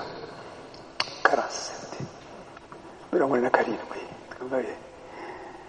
il a dit quand il est revenu ce matin-là, on veut uko Yesu yavuze wagarutse icyo gitondo, parce que moi je vis, ati ko njyewe ndiho mfite ubuzima, vous aussi vous vivez, namwe mufite ubuzima. Non seulement il était le bénéficiaire de la résurrection, ati Yesu yagiriye inyungu izo kuzuka, bénéficiaire umuntu wakiri ikintu, mais toutes ces semences, alléluia, beko ubutumwa bwiza mwumve ahantu abantu batandukaniye n'amadini, toutes ces semences qui reposaient dans la grande promesse de Dieu, mwizo mbuto zose zari mu isezerano ry'Imana. Imana yamenye imbere itararema isi n'ijuru, bitumenya neza ko tuzakira ijambo ryayo tukarigenderamo tukabana nayo iteka ryose. Et toutes ces semences qui reposaient dans la grande promesse de Dieu étaient bénéficiaires de cette résurrection. Abo bose n'abanyamugisha kuwo muzuko bahuha agaciro kawo, ntabwo ari iminsi mikuru yo gufata sikoro, yo gufata byeri, martiri n'ibindi byose, yo kurya inyama n'ibindi byose, yo kubyina no kudansa, bakajya iruhande cy'ubuzima. Izo mbaraga za Yesu Kristo zituzura natwe, zituzure. Bénéficier de ces actions, c'est retour à la vie, ngo tugaruke ku buzima. C'est alors que le sceau a été brisé. Alléluia. Niho ikimenyetso cyamenwe, igihe ikimenyetso, alléluia, igihe ikimenyetso cy'ubucunguzi, adupfira ku musaraba nuko dukize ibyaha byacu, yakize ibyaha ukabisubiramo. Ariko icy'ubucunguzi, ubucunguzi ni iki? Ubucunguzi ni ugusubizwa ibyo wambuwe. Agatabo kaguye hasi kagafata ngasubiza ahangaha ugacungura, no gusubizwa ibyo wambuwe. Twabyambuwe nande? Na Satani, Antikristo, n'umwambuzi, n'umugizi wa nabi. Ngo ibyo twambuwe tubisubizwe. Twabisubize byari ako kanya k'umuzuko, ngo uzizera Kristo akizera uwo muzuko, muri izo mbaraga zo muzuko. Izo mbaraga ni umwuka w'Imana umugiyemo, ngo abe acunguwe ako kanya. Ubonye ikimenyetso cyo gucungurwa iyo ubonye umwuka wera ako kanya, ubonye titre de propriété. Titre de propriété ni icyangombwa cy'ijuru, cyangombwa burundu. Titre de propriété, iyo ufite parcelle ahangaha ku bantu bafite parcelle barayishaka, titre de propriété. Haleluya. Ni icyangombwa cy'ijuru, le signe yanyigisha ikimenyetso. Haleluya. Yesu ati parce que moi je vis, atiko mfite ubuzima, yampaye ubwo buzima. Ubwo buzima rero ninjye ugutanga noneho, ari muri njye, je vous donne aussi la vie. Parce que je vis, vous aussi vous vivrez. Ubwo ndiho nawe uzabaho. Alléluia. C'est alors que le sceau a été brisé, parce que lui il a été ramené à la vie. Yesu agarura ubuzima.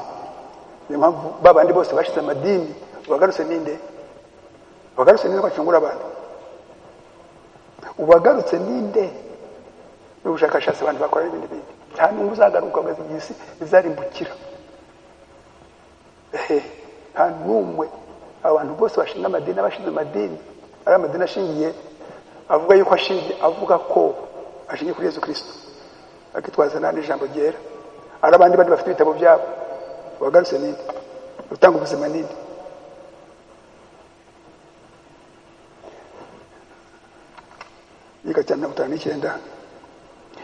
Il est venu racheter ou donner la vie à ces semences prédestinées que Dieu avait vues avant la fondation du monde et dont il avait mis les noms dans le livre de vie.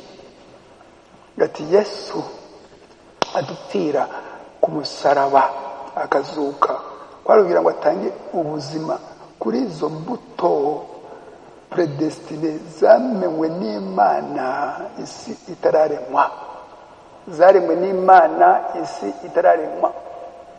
Kandi ndirimbo yacu ya mbere zaremwe n'Imana isi itararemwa et donc il avait mis les noms dans le livre de vie, kandi amasezerano yacu yose ari mu gitabo cy'ubugingo atuzi. Il est venu non seulement pour être la bénédiction, ati Yesu yaje ngo abe umugisha, mais pour partager la bénédiction avec chaque semence prédestinée.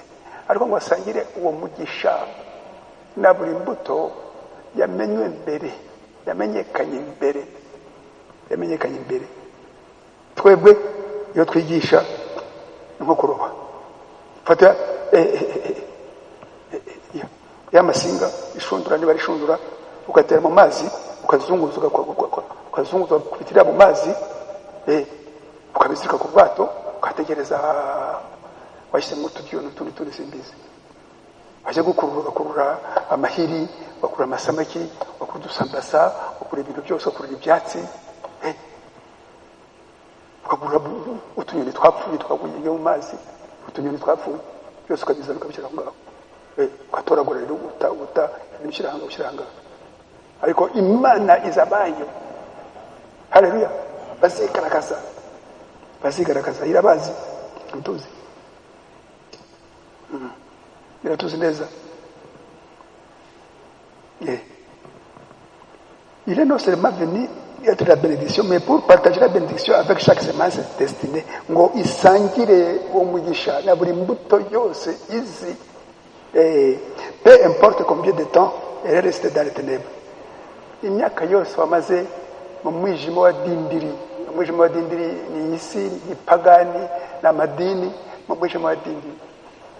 Ariko Zekariya 14:7 ariko unubigira igihe cyane nimugoroba umucyo usanga.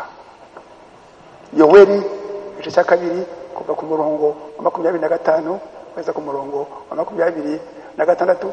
Ese hepfo buhoro na Yoweri igice cya 3 ngo azasuka umwuka ku bana bayo bakobwa n'abahungu. Abasomera aho ngaho Yoweri.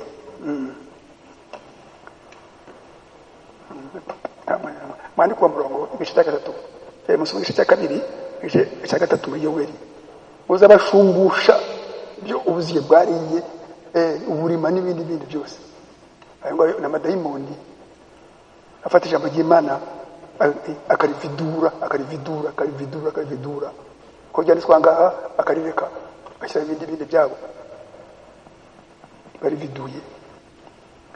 Igika cya 96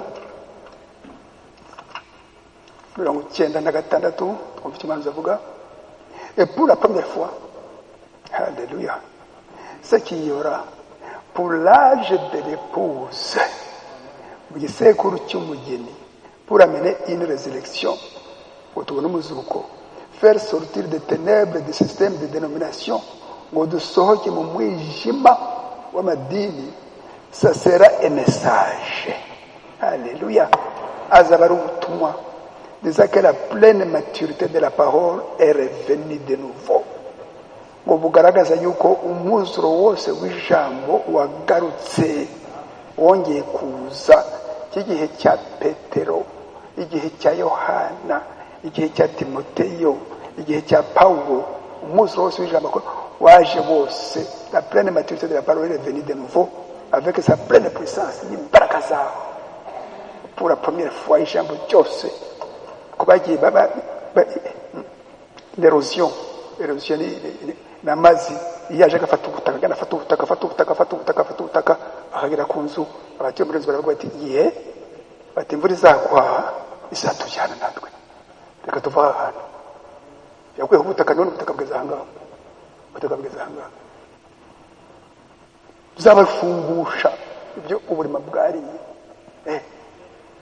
Ahangaha rero icyo umwami Yesu Kristo ashaka kuvuga ati au l'âge de l'épouse, igihe cy'umugeni ni igihe cyo gusubizwa ijambo ryose n'umwero w'Imana. Oya amasezerano yacu, igihe Eliya wa kane azagira inshingano ebyiri. Eliya wa kane ni William Marion Branham. Izo nshingano ebyiri zikomeye. Inshingano ya mbere ni ukutugarura ku ifatizo ry'ijambo ry'Imana uko tubisoma mu rwandiko rwa mbere rw'Abakorinto, igice cya 3 kuva ku murongo wa 10 na 11, no mu rwandiko rwa kabiri rw'Abaefeso igice cya 20, kudusubiza ku rufatiro. Urufatiro ni mwami Yesu Kristo n'intumwa n'abahanuzi. Urwo rufatiro ngo adusubize ku nyigisho za Yesu Kristo n'intumwa n'abahanuzi, badusubiza aho ngaho. Ni inshingano ya mbere. Inshingano yindi ya kabiri uko tuyisoma mu ibyahishuwe igice cya 10 umurongo wa 7, ariko mbwijwe y'amariko wa 7 buzatangira kuvuza impanda n'ubwiro bwose buzasohora uko yabibwiye abahanuzi, uko yabibwiye imbata zayo arizo bahanuzi. Ubwiro bw'ijambo ry'Imana kuva ku cyaha cy'inkomoko kiri mu itangiriro ukagera ku gitabo cya nyuma cyuzuyemo gusa ubwiro rwa ruhisho rw'umugeni, kirimo ibice 22, uruhisho rw'umugeni w'igihe cy'imperuka. Ntabwo ari umugeni w'igihe cya 6 cya Philadelphia, ntabwo ari umugeni w'igihe cya 5 cya Sardi na Luteri. Uruhisho rw'umugeni w'igihe cya nyuma, ariko nta kindi gihe kindi gisigaye. Nta kindi gihe kindi gisigaye, nta n'amabanga yandi asigaye. Azigiye gusa ibanga rimwe. Dusoma muri Matayo 24 umurongo wa 42, Yesu abwira intumwa ati ariko mube maso, ntawe uzi igihe umwami azagarukira. Mube maso, ntawe uzi igihe umwami azagarukira. Ntawe ubizi n'umwe. Ikibanga umugeni wa Kristo atazi. Ibyo turabizi. Kwigishije ibihe 7 cy'itorero, kwigisha ibimenyetso uko ari 7, ariko twigisha imbonerahamwe ifatanya byombi, ubwiro bwose baramenyekana. Imbonerahamwe ihuza ibihe 7 cy'itorero n'ibimenyetso 7 barushakira bw'Imana. Abantu bazongerana tubyige. Igisigaye ntabwo tuzi igihe umwami Yesu Kristo azabira ku ntebe y'imbabazi ngo aze azambura umugeni we.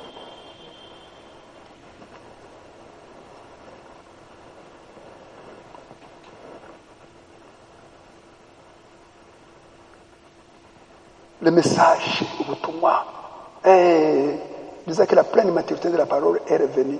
Umwuzuro wose w'ijambo wagarutse avec sa pleine puissance, n'imbaraga zawo.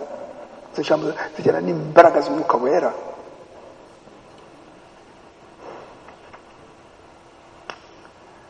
Vanga ijana 11. Et puisqu'il est l'époux, Yesu ni umugabo wacu, L'épouse doit ressusciter parce qu'elle est une partie de lui. Et umugeni azazuka, umugeni wapfuye agapfira muri Yesu Kristo azazuka, ukiriho azazamurwa parce qu'elle est une partie de lui. Yuko umugeni n'urugingo rwa Yesu, elle ne peut être rien d'autre que la manifestation de l'accomplissement de toutes les révélations de ce que d'autres avaient annoncé au sujet de l'épouse.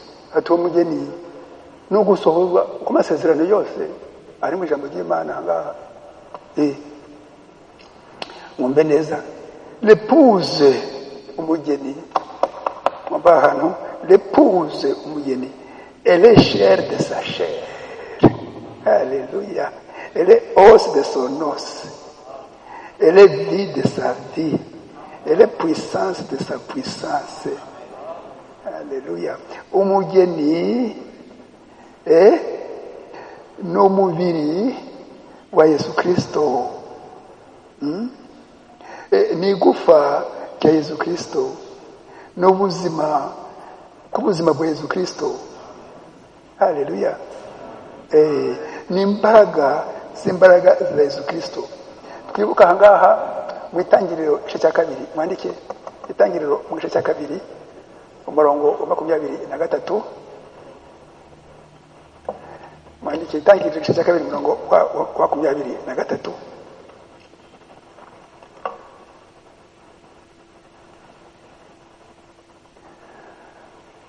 Imana yari ibintu byose, irema umugabo n'umugore ari umwuka. Haleluya. Hanyuma irema la poussière ni mucucu mu gice cya kabiri umurongo wa 7 ihuza uwo mwuka yaremye mu itangiriro igice cya mbere umurongo wa 27 n'umubiri. Fata umwuka ubishyira mu mubiri, yaremye ibintu byose arangiza. Adamu abaho ngaho wenyine, yamusinziriza imikuramo Eva, ifata urubavu irikuramo, irema Eva. Igihe Adamu kubise Eva amaso, itangiriro cya kabiri umurongo wa 23, amukubise amaso gusa, la révélation.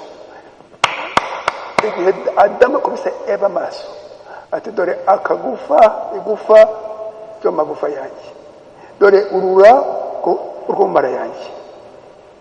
Haleluya. Dore igufa ryo magufa yanjye, dore urura urw'umara yanjye. Nta muntu n'umubwiye. Ahangara rero umugeni nawe, umugeni wa Kristo ni igufa rya Yesu Kristo, n'urura rwa Yesu Kristo. Haleluya. Ni imbaraga za Yesu Kristo n'ubuzima bwa Yesu Kristo.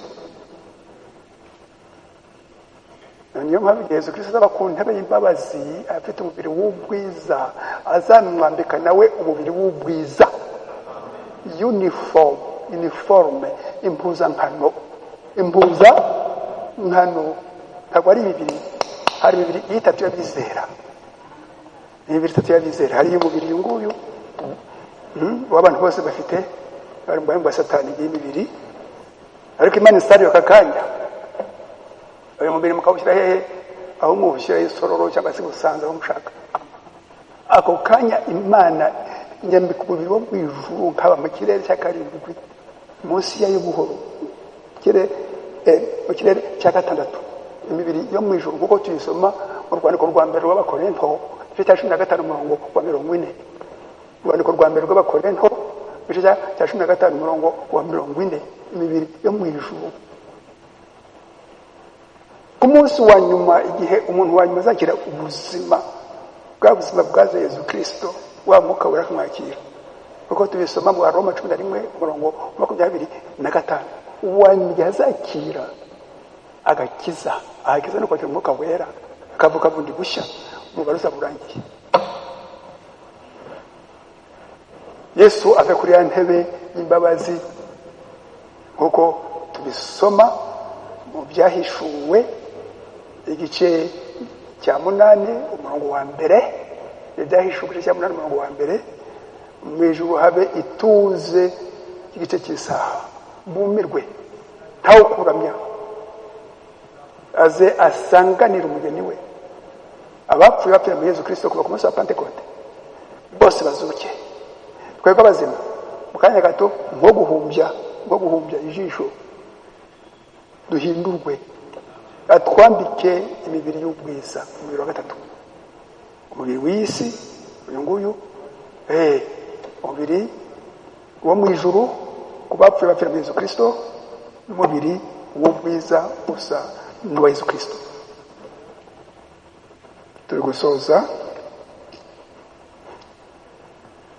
Puisqu'il est l'épouse doit ressusciter, ni ngombwa azuke, parce que une partie de lui umugeni n'igice cya Yesu n'urugingo rwa Yesu, nakagufa ko magufa ya Yesu, n'umubiri wa Yesu, n'ubuzima bwa Yesu, n'imbaraga kuri kuri Yesu Kristo. Niyo Pasika yacu. Sa 41.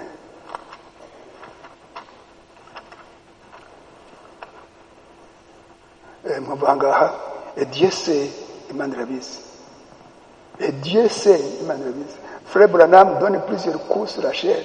Mwenda Branham akubita ku cyane inshuro nyinshi. Ati Imana irabizi. Kubita inshuro nyinshi. Frère Branham donne plusieurs coups sur la chair. Arakubita ku gicaniro, akubita ku gicaniro. Ati Hallelujah. Il y a une église prédestinée, hari itorero prédestiné. Imana yabonye mbere, désigné d'avance,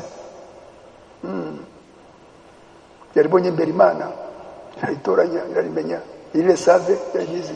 Il y a des fils et des filles, itorero rifite abahungu n'abakobwa, ntabwo rifite abantu bose bari abahungu n'abakobwa, abasaza imbere y'Imana, n'abakecuru bafite inkoni bakambaka, des fils et des filles, abahungu n'abakobwa, une épouse, umugeni qui attend quelque part, umugeni utegereje, witonze utegereje. Quand le Saint-Esprit se met à voler au-dessus d'eux, igihe umwuka wari gutambuka ngaha aturimo, agatambuka no hejuru, atambuka kana turimo. Quand le Saint-Esprit se met à voler, igihe umwuka wera se met à voler au-dessus d'eux, atambuka hejuru yacu, cette gerbe agitée, iryo hundo rinyeganyega. Oh là là, il est le même hier, aujourd'hui et éternellement.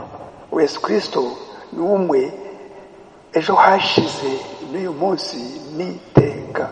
C'est une réalité. Ce n'est pas un récit mythique. Ntabwo ari ibintu byo gutekereza, abantu batekereze, oya, ntabwo ari ibintu by'imigani, ntabwo ari ibintu bya baringa, ntabwo ari baringa. C'est une réalité, ni ukuri. Desa na 3b turasozeza aho ngaho, ariko hanyuma dusubiremo Pasika n'iki kuri twebwe. Desa na 3. Mbanga remarquez, ati murebe, oh comme c'est beau, ati bien qu'on a bien ça, oui, voyez, murebe, les saints avèrent, ceux qui se sont endormis en Christ, et Dieu les a amenés avec lui, parce qu'il y a Yesu, voyez-vous les saints, avèrent la bakera, dans la tombe, qui se reposaient, comme Élie, d'autres comme Abraham, et les autres. Ils se sont réveillés et sortis dans la tombe avec lui. Wa mwuka wazuye Yesu Kristo waramanuzayo urabazura, usubira muri Yesu Kristo, bategereza yuko Yesu Kristo azamuka, bazamukane nabo. N'isezerano rishya rero nta wundi uzatuzamura ni Yesu Kristo wenyine. Isezerano rishya rero irangavuga la trompette de Dieu sonnera, impanda y'Imana izavuga. Et les morts en Christ ressusciteront premièrement. abapfuye bapfira muri Kristo bazazuka ubwa mbere, bazadutanga. Et nous les vivants, twebwe abazima, qui seront restés, bazabakira ahangaha, nous serons tous ensemble enlevés avec eux, tuzamurwe twese icyarimwe à la rencontre du Seigneur dans les airs. Duhure n'umwami wacu mu kirere hejuru, duhure nawe.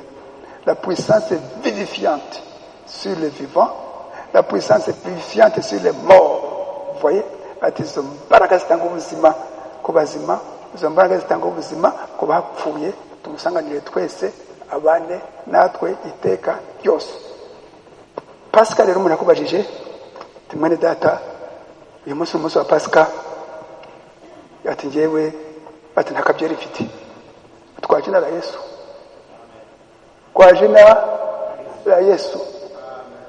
Ati umunsi wa Pasika rwose bashira afashe kabyeri, afashe kabyeri, afashe kasikoro, afashe inzoga zindi zihari.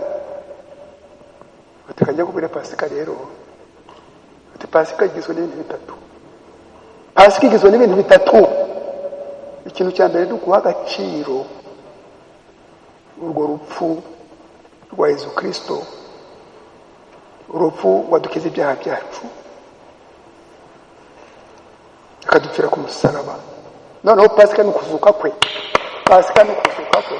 Ko kuzuka, izo mbaraga zamuzuye, uwo mwuka wera wamuzuye, nawe aravuga ati nazukanye n'abantu bazanyizera, abamenwe n'Imana kera isi ijuru bitari byaremwa. Izo mbaraga rero katuza agaciro kazo. Kuzuka kwacu guhangana n'iki, no kuva mu byaha, no kuva muri iyi si y'umwana Satani. Kuzuka kwacu utubane na Kristo, twakira izo mbaraga, tuzukane nawe. Nitwakira izo mbaraga twazitekerezaho, Imana izareba impamvu n'intego yacu ubuzima. Mwami Yesu Kristo azareba impamvu n'intego yacu, atubatirishe umwuka wera. Ubatisha umwuka wera Yesu Kristo nta wundi. Arebye iyo mpamvu yacu twaje n'intego yacu, ariko kwakira agakiza koko, atubatirishe umwuka wera. Ingingo ya kabiri ngiyo, kuvuka bundi bushya. Yuvuse bundi bushya, ubaye urugingo rw'Imana nzima. Kuba urugingo rw'Imana nzima, ubaye Uwiteka hamwe n'Imana. Uwiteka ukiranga kuri isi, ukiruha, ukirwara umugongo, icyuya iki, ugisoza, ugira n'amaguru kabangaha, ukagira imwendo, ukagira gahanga n'amaguru. Uwiteka hamwe n'Imana, urugingo rw'Imana, wabonye umwuka wera. Kubera izo mbaraga wahaye agaciro ukazakira, uwo mwuka wazuye Kristo akuzure, agukure muri iyi si no mu madini, muri Babuloni, uko tubisoma mu byahishuwe igice cya 18 umurongo wa 4. Bwoko bwanjye musohoke muri Babuloni, ngo kwifatanya n'ibyaha byabo, ngo kuzahabwa ibihano bya Babuloni. Bwoko bwanjye musohoke muri Babuloni, mujye hehe? Igoshe ni hehe? Mu butumwa bw'igihe cy'imperuka. Haleluya. Igihe usohoze kubona izo mbaraga rero, ukazitekerezaho, wameze kuzarwa ati mbega imbuto yari muri njyewe. Akubatirisha umwuka we, bakoze umwuka ukavutse kwa kabiri. Ivutse kwa kabiri rero ukawubaye nyirankundwakazi. None ukifata nka nyirankundwakazi koko, ukawubaye umugeni wa Yesu Kristo, nyirankundwakazi. Urakagufuka Yesu Kristo, urumubiri wa Yesu Kristo, uri gihimba ki, uri ubuzima bwa Yesu Kristo, uri imbaraga za Yesu Kristo. Nyirankundwakazi witeguye neza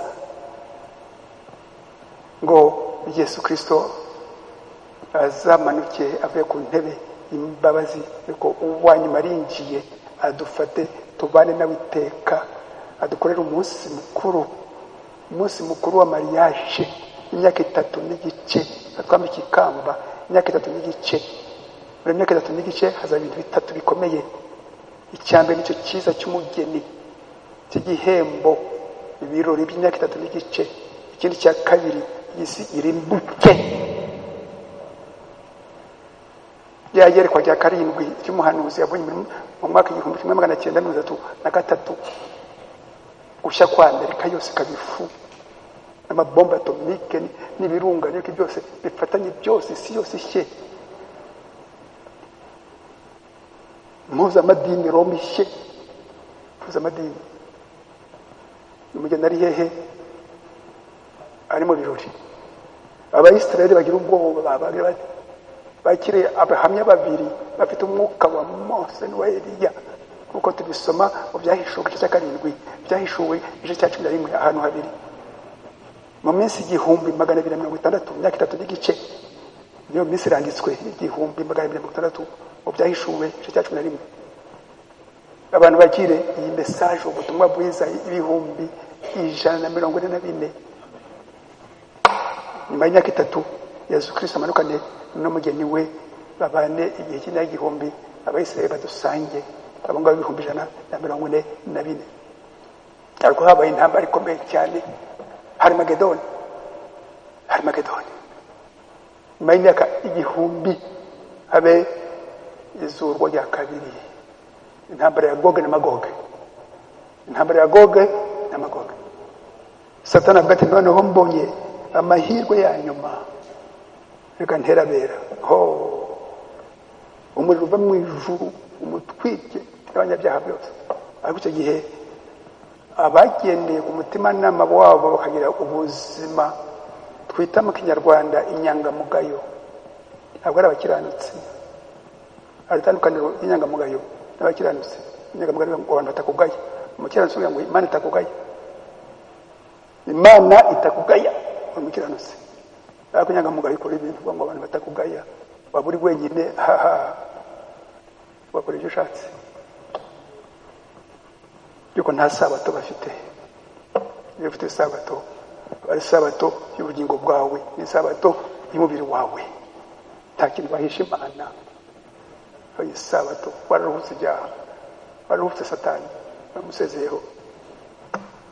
Pasika ni iki rero? Pasika ni ukuzukana na Yesu, ngo tuve muri iyi si, tuve mu madini, dusanga Umwami Yesu Kristo. Umwami Yesu Kristo ni wenyine udukorera ibintu byose, ni gutanga umwuka wera n'udutegura n'ugira iki. Izina ryiza rihebuje ni Yesu Kristo. 111.